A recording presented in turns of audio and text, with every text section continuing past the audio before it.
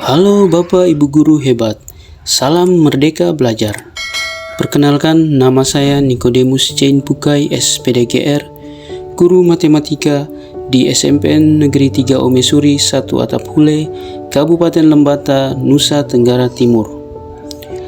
Setelah mengikuti pelatihan mandiri di platform Merdeka Mengajar, yang mana terdiri dari 7 topik, maka pada kesempatan ini saya akan melaksanakan aksi nyata pada topik yang pertama, yaitu Merdeka Belajar, menyebarkan pemahaman tentang Merdeka Belajar. Setelah mempelajari topik tentang Merdeka Belajar, diharapkan kita dapat yang pertama memahami gagasan dan prinsip pendidikan berdasarkan pemikiran Ki Hajar Dewantara. Yang kedua, kita harus memahami untuk memfasilitasi murid agar tumbuh sesuai dengan kodratnya.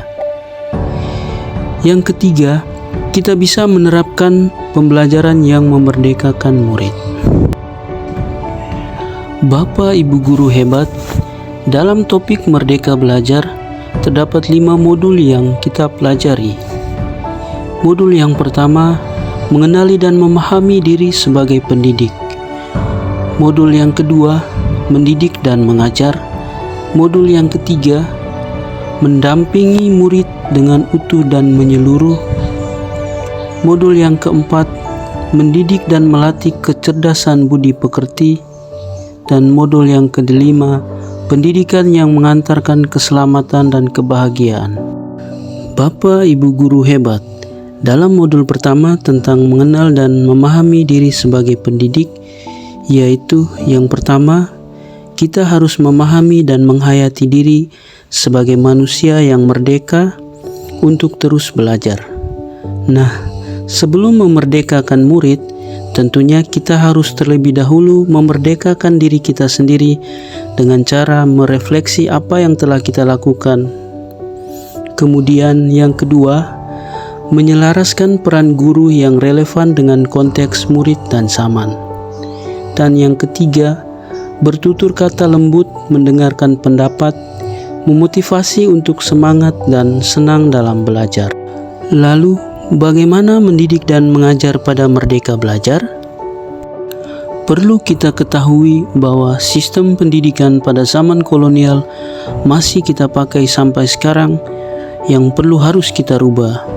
Seperti yang pertama, meminta murid berdiri di depan kelas saat lalai mengerjakan tugas. Yang kedua, murid duduk rapi menghadap ke depan dengan kelas yang hening. Yang ketiga, melakukan perankingan berdasarkan nilai pengetahuan. Yang keempat, kita selalu menyeragamkan pembuatan tugas. Dan yang kelima, kita sering memukuli murid karena tidak mengerjakan tugas.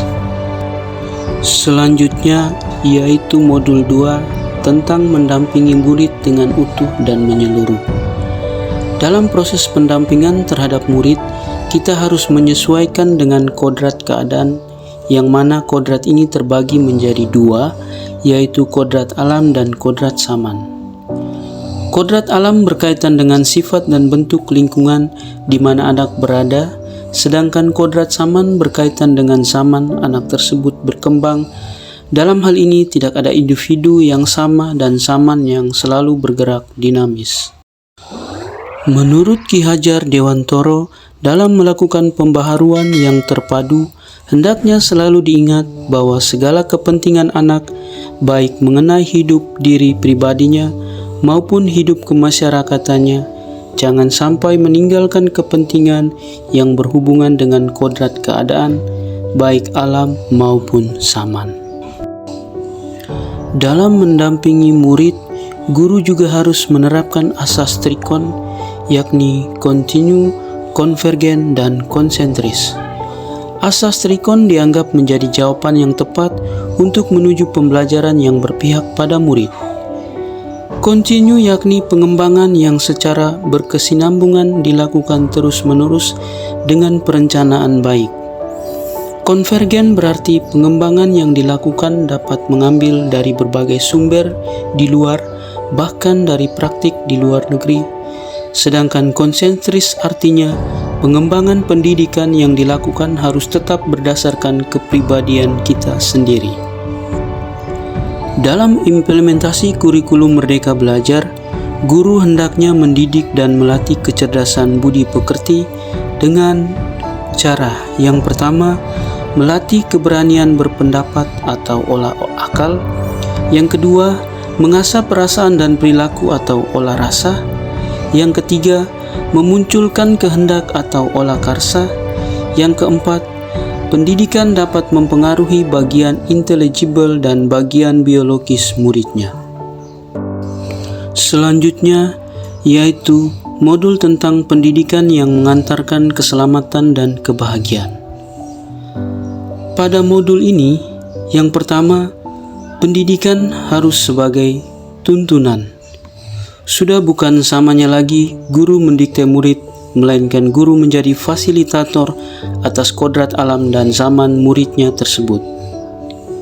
Yang kedua, setiap murid memiliki kodrat kekuatan atau potensi-potensi yang berbeda, yakni disesuaikan dengan kodrat alamnya dan kodrat samanya. Yang ketiga, pendidikan tidak dapat berkehendak atas kodrat kekuatan dan potensi murid. Yang keempat, menerapkan sistem Among dan semboyan Ki Hajar Dewantara, yakni Ingarsa Sungtulada Ingmadia Mangun Karsa Tuthuri Handayani. Dan yang terakhir, menerapkan pembelajaran proyek serta digitalisasi pembelajaran. Bapak Ibu guru hebat, ada trisentra pendidikan, yakni yang pertama adalah keluarga. Karena keluarga merupakan pendidikan pertama untuk seorang anak, keluarga tempat seorang anak tumbuh sangatlah berpengaruh terhadap pendidikan seorang anak. Pendidikan keluarga menjadi dasar pendidikan seorang anak, terutama dalam nilai-nilai agama, bersikap dan berperilaku budi pekerti, dan cara pandangnya terhadap segala sesuatu. Yang kedua yakni sekolah. Sekolah adalah rumah kedua bagi anak yang menyediakan pendidikan berbagai ilmu pengetahuan, keterampilan, budaya, dan juga budi pekerti. Dan selanjutnya adalah masyarakat atau pergerakan pemuda pendidikan di lingkungan pemuda dan masyarakat. Layaknya keluarga dan sekolah sangatlah berpengaruh terhadap pendidikan anak, yakni tentang bagaimana anak itu bergaul dan berteman serta bersosialisasi.